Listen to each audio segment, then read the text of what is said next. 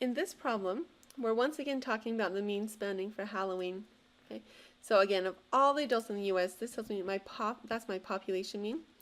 So I have a population mean spending of 50, and my standard deviation is 35. So that's my population standard deviation, because again, it was for all the adults.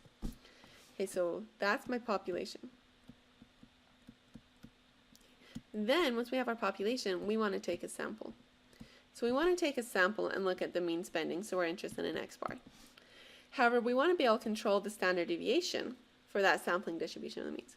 So A says we want the standard deviation for all the possible sample means to be $5 or less. And how big of a sample do we need?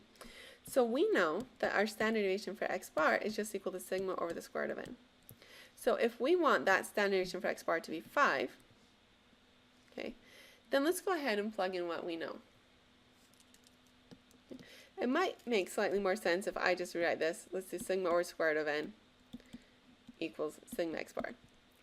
My mind just works slightly better to write this. So we want this to be less than 5.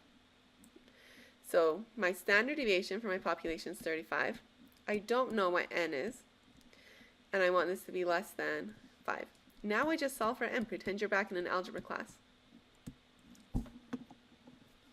So I'll multiply both sides by n. So 35 is less than or equal to 5 times the square root of n.